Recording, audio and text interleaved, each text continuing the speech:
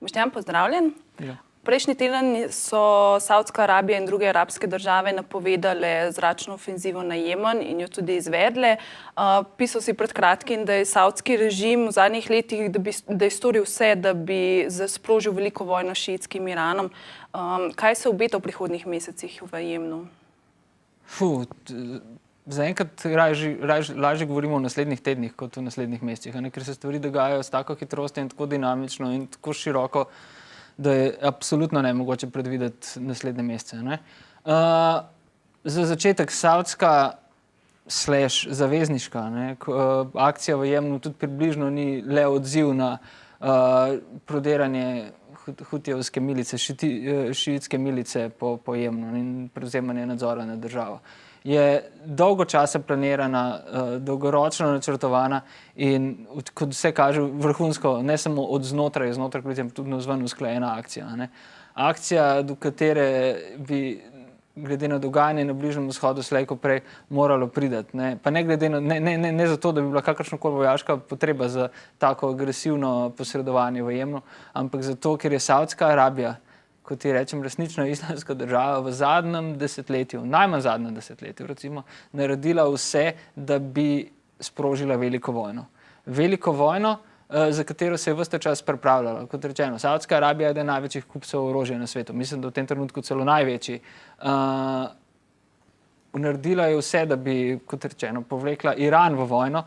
Iran, ki seveda v tej zgodbi ni nedolžen s svojim širjenjem vojaškega in političnega vpliva po regiji, tako s podporo sirskega Asadovega režima v Damasku, kot z nesporno podporo in konec koncev tudi fundamentalnim pristopom pri Hezbollahu v Južnem Libanonu, z svojim političnim delovanjem tudi v Jemnu. Pa ne govorim samo zdaj o trenutno napadeni milici, ampak preko polpretekle zgodovine, ne samo moderne zgodovine. Nastaja en tak strahovito navaren velik komplot.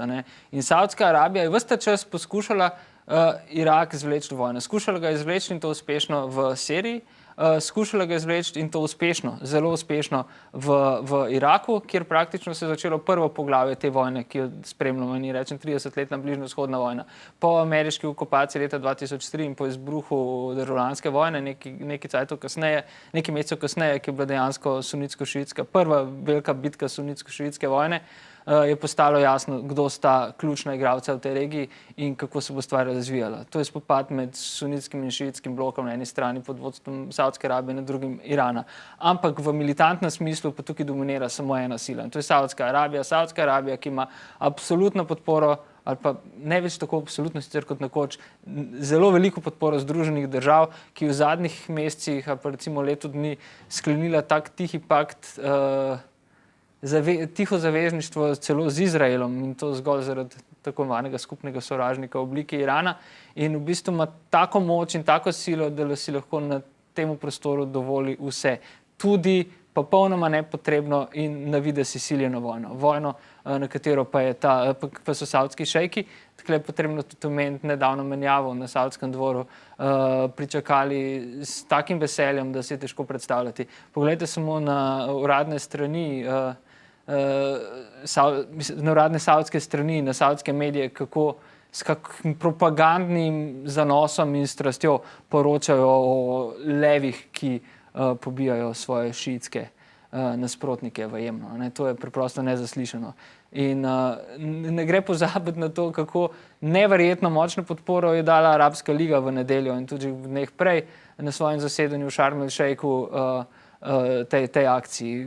Arabska liga je napovedala ustanovitev skupnih oboroženih sil. Arabska liga je trenutno zveza sunitskih držav. Arabska liga je v bistvu zdaj postala neke vrste školjka, pod katero se skriva, marela, pod katero se skriva dejanski savdsko in na nek način predčasno tudi katarski interes obračuna eliminacije Irana.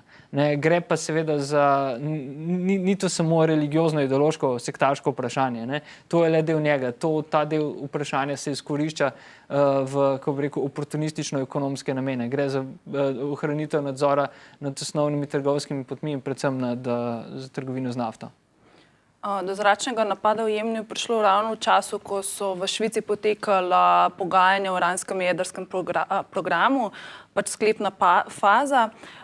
Kako je dogajanje v Jemnu povezano z dogajanjem v Lozani? Ja, po mojem mnenju precej neposredno. Ne? Glede na to, da se je tako rekoč na uro pokrilo, ne? In da se je na uro pokrilo tudi z zasedanjem Arabske lige v Egiptu, ne? Je to popolnoma jasno sporočilo. Sprožitev savdske kvazi zavezniške vojaške operacije v Jemnu je jasno sporočilo Irancem in poziv njim: pridite v vojno, čakamo vas. To bi pa pomenilo, da bi Iran mogel se bistveno drugače obnašati na pogajanjih, če bi nasedel na to finto. To je preprosti.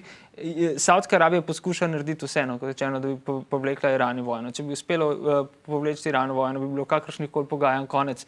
S tem bi se preprečilo morebitno vrnitev Irana kot sorazmerno enakovrednega partnerja v mednarodno skupnost. S tem bi se preprečilo po dolgih desetletjih končno nekaj sodelovanja med Washingtonom in Teheranom na drugi strani. Ne? Tega se Saudska Arabija dobesedno na smrt boji in je za vsako ceno pripravljena narediti vse, vztrajati tudi v daljši vojni, da onemogoči krepitev Irana tudi na mednarodni sceni. Na videz nekatere stvari, ki delujejo sila racionalno, imajo kdaj tudi kakšne iracionalne vzgibe. In je pa zanimivo pri tem, kako v bistvu v istem trenutku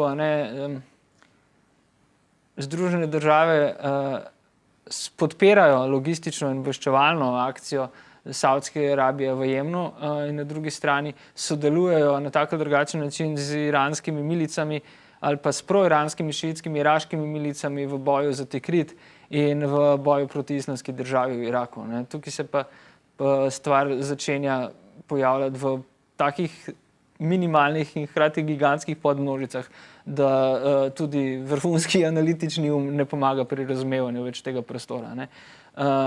Toliko prijateljev pomeni toliko sovražnikov in toliko sovražnikov enega prijatelja, da je težko postavljati v nekem urejenem tetrisu kocke, ker se zelo hiter analiza lahko zalomi. In ves čas pa je tukaj na preizkušnji kako bi rekel, racionalnost iranskih oblasti. In do zdaj, ne glede na njihovo ekstremno umazano vlogo v sirski vojni, so te pokazale precejšno mero racionalnosti. Ironično je reči, da režim, za katerim stoji en kup metafizike, trenutno deluje mogoče najbolj racionalno v celi regiji. Omenil si, da se Saudska Arabija najbolj boji prijateljstva med Teheranom in Washingtonom. Kaj bi pomenila otoplitev odnosov med njima za širšo regijo, bližnjevzhodno?